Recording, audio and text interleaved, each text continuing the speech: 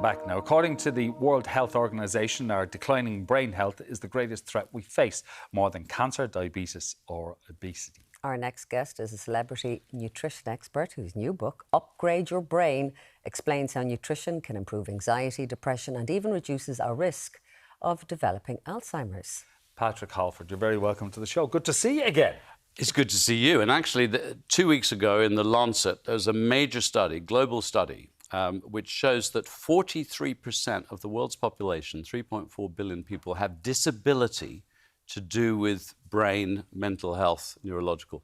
43% of the world's population. That is massive. Yeah. A massive amount. You're in this new book, yes. Upgrade Your Brain.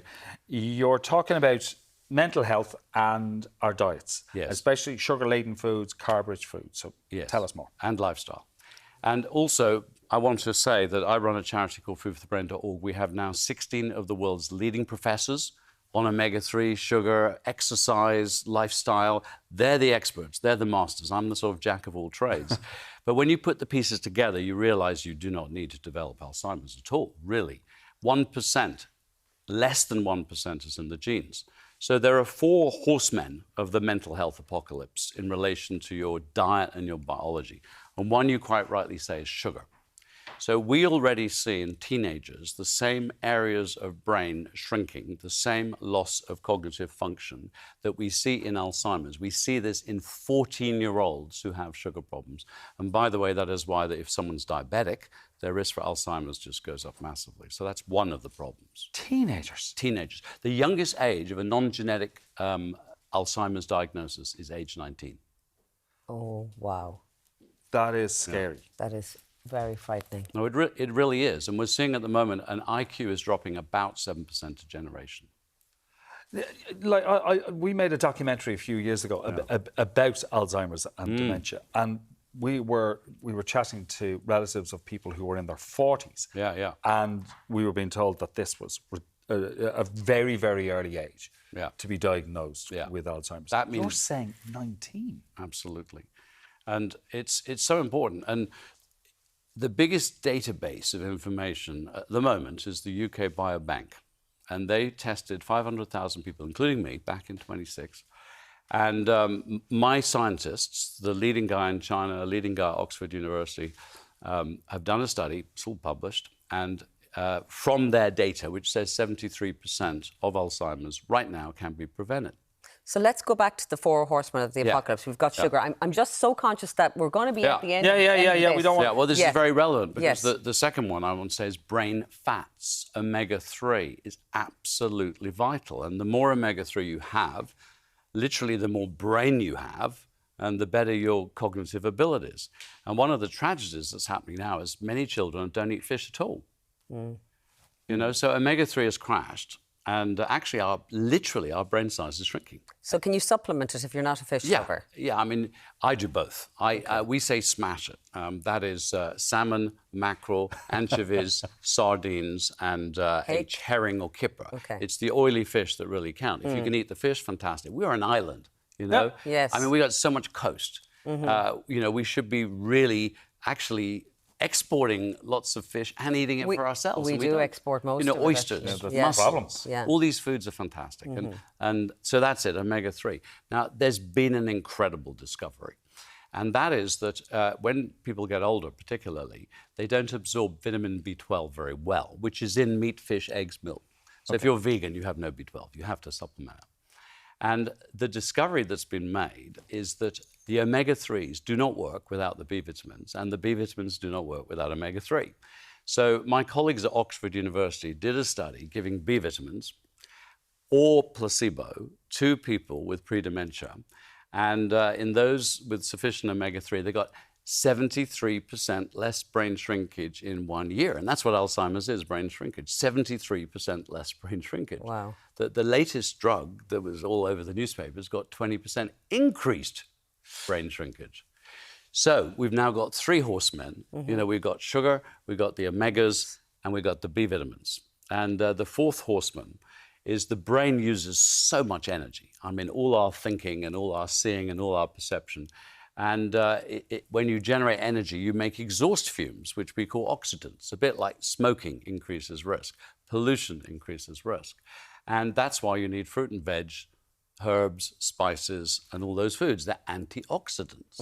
Okay. And if you have a higher intake of antioxidants, you can more or less halve your risk of Alzheimer's.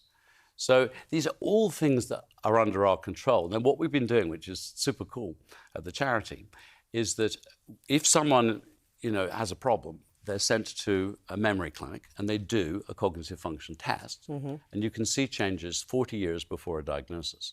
So we got permission to digitize the actual cognitive function test. We released it a few years ago. I just looked today. We've had 125 people did it yesterday. We've tested 420,000 people. We hope by the end of next year to have tested 1 million people. Okay. Wow. It's free.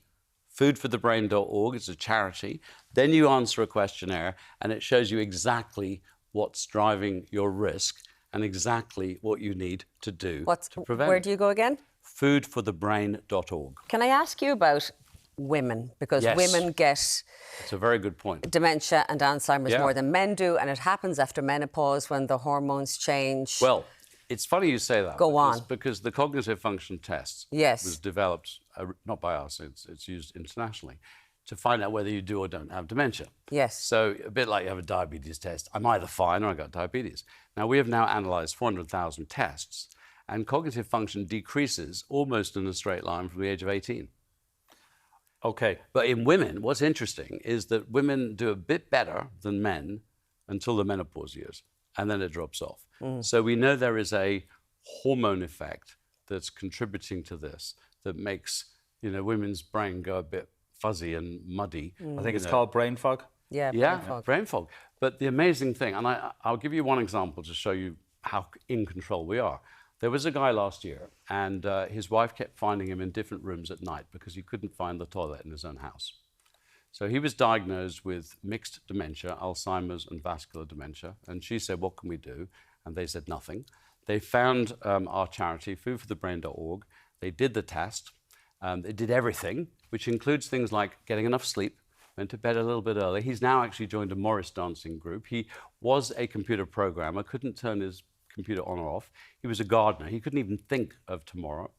And now he has planted his whole spring garden. He's back on the computer. His measurable cognitive function has improved quite considerably. Now he's Is this from changing food?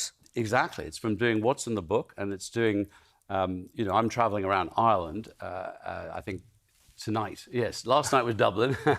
Tonight is Ennis. The next night is Tralee. The next night is Bantry. The next night is Cork. And everyone who comes away from that seminar absolutely knows what they need to do, because we are the architect of our own brain's destiny. I'll give you an example. Average woman in the EU is going to spend 14 years unable to climb 10 steps. And you go, shocker, how I must keep my legs strong, right? We see those people in Japan who are doing Tai Chi in their hundreds. So you don't think it's like, a disease. You just think you've got to maintain your muscle mass when you get older. The brain is the same. I work with genius scientists well into their 90s. They have no loss of function. So you are the architect of your brain's future health, and you need to know what to do.